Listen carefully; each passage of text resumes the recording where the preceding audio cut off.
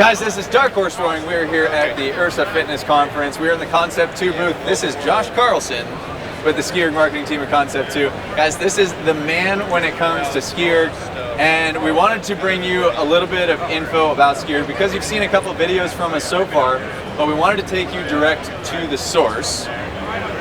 You are the source today. I guess I am. Yeah, you get it. So, all right. So tell us, just first off, talk about this machine and its differences from the rowing machine. So similar to the rowing machine, there's a flywheel in here that and the electronics for measuring your speed, your distance, your time is the same as the rowing machine. We've lightened it up a little bit so it'll have more of a skier's feel. Okay. If it felt just like the rowing machine, it wouldn't feel like skiing. Yeah. This is a machine we made specific to cross-country training in the sport of Nordic skiing. It's great for fitness, but we wanted it to feel like the real thing. So that's a great question. What was the inspiration for this? Like, where did the original idea come from to develop this machine? So there's quite a few of us at Concept 2 who are avid Nordic skiers. I coach the local high school Nordic team. My daughters ski.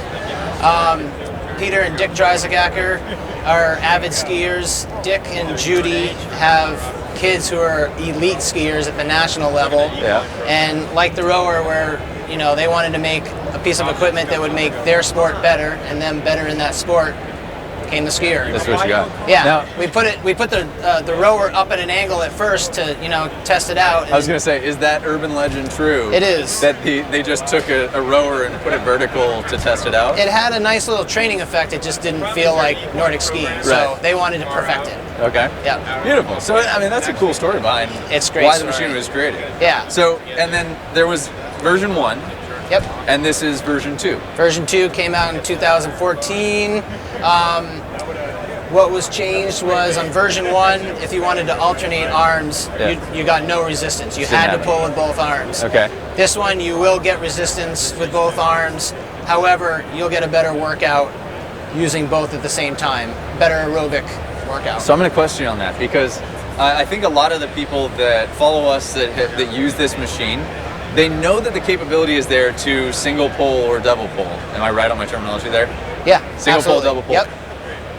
But what would be the intended purpose behind single pull versus double pull? Why would you do one versus the other? If most of the fundamental motion of Nordic skiing, if you were to watch World Cup Nordic at the highest level, whether there's skate skiing or classic skiing, which is traditional skiing, they're doing this motion. Even the races where they're doing traditional skiing, they're double pulling up hills. Okay. So, again, more muscle recruitment, more power. Right. However, primary muscle groups. As a Nordic skier, why would I want to do single arm? Well, I can isolate my triceps more and just train. I can't double pull everything. Okay. So I have to know how to single stick, and it's the old Nordic tracks, right?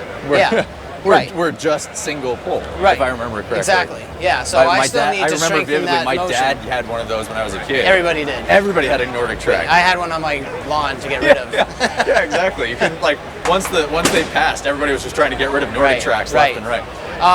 There is no specific motion to skiing lower body, partly because that would make the machine too complex, too expensive, and any good Nordic skier would develop some bad habits. Okay. You have wax you have to grab the snow with. Right. That's a real specific thing you know how to do. So similarly to when I talk about the rowing machine, right? The Concept 2 rowing erg, I always like to say that learning to row on a machine is like learning to ride a four-wheeler. You get the concept where you have a seat and pedals and wheels and you learn forward movement, but then taking that into a boat is like learning to ride a four-wheeler and then trying to ride a unicycle. The complexities increase significantly when you take on the actual sport. Would that be kind of a safe explanation going from this machine to actual skiing as well? When you're on the snow, it's slippery. Yeah. And you have to have incredible balance to be a good Nordic skier. Okay. You don't have to really balance yourself on this. Yeah, if you're struggling with balance on this. This is a Nordic trainer, not a simulator. Okay. That's an excellent way. Yeah, and we say that about the rowing machine too. It's not a simulator, it's a trainer. Remember that one, Is that about right? Yeah. Okay, so take us through then, let's just start with double pulling because that's greater muscle recruitment, more primary muscle group usage. So take us through the basics, if you will, of double pulling on this machine.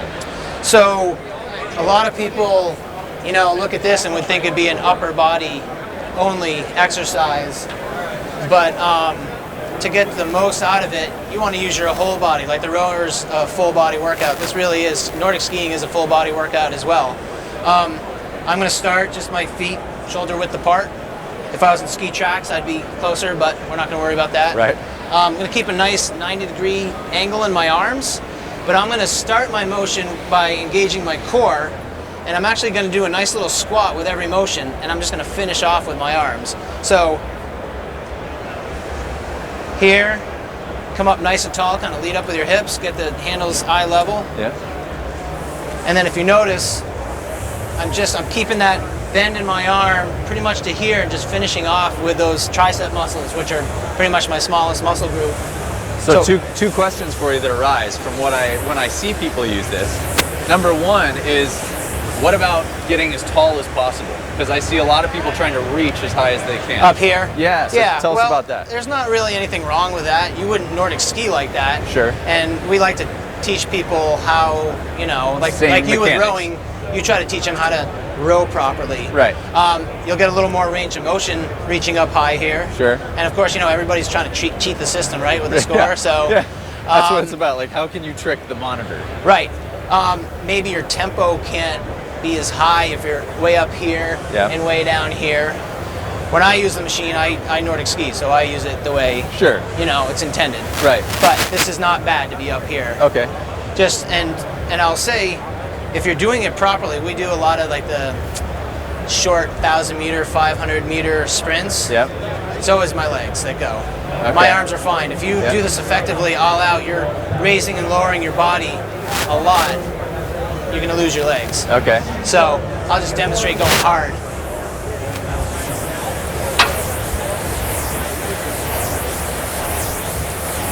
So what I'm seeing here is a lot of anterior chain. Yep. Is that right? A lot of anterior chain, a lot of leg getting involved. Right? It's not just this tricep extension. Oh yeah, right. Right. Yeah, I'm just basically finishing the motion with my arms. Okay. And then quickly coming back up. Yep. Now, so to do this, the single pull, it's kind of awkward, and even if you're in the snow, just, you know, trying to isolate this motion, it's a little awkward, but, you know, you can really isolate those. So this is interesting because muscles. I've never seen somebody actually demo good single pull mechanics. Right. So, because it's awkward. Right. So for those of you that are watching, if single pull interests you, this is the best demo that we've seen yet. Because I certainly don't know how to do it yet. You got to sort of stabilize most of your body and just swing from your shoulders. Okay. And then a little flick and finish with your Okay. So question triceps. number 2, we were talking about this one earlier. Butterfly. Right. Talk me through it, because we see a lot of CrossFitters doing it. Right. I know that's kind of become big, is that big like recovery from the outside and coming back in. Now, I don't know if that's right or wrong, good or bad, it's just different. What it is, you tell us, what is that? Well, Greg Hammond would argue with me, of course, about it. But again, because I'm a Nordic skier, I wouldn't do it, but because I don't it's think outside of the parameters I would of never what ski skiing that way. would If I was skiing like that, people would be like, "You're a coach, really?" And your pulls would be hitting people in the face.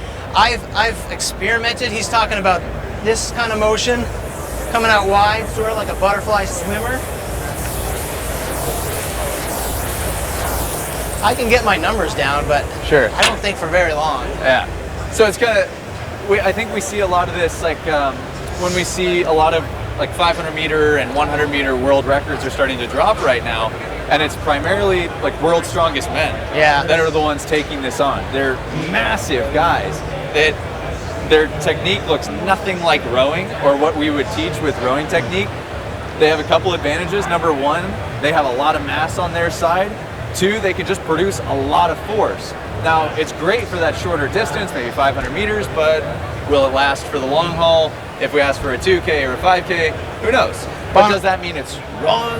Bottom line, you're doing a lot of work either way, right? Yeah, exactly. Yeah. And as you said, I mean, this is not a simulator. Right. Right? It's a trainer. bulk of our customers are not Nordic skiers. Right. They're And fitness people like people Right. walking around here. Just like the bulk of people that are using the rowing erg are, well, there are a lot of rowers that use the Concept 2, so, but there are a ton of people that use the Concept 2. They'll never that aren't go in the rowers. water. Right. And nor do they have the desire to get on the water. Right. Hopefully they do, because it's a lot more fun. I believe proper rowing technique is probably a little more important than proper technique here, just for Okay. safety of your back and Sure. things like that. Sure. And it's also a wonderful compliment, right? This machine Oh, to yeah. rowing, because they're so opposing in movement.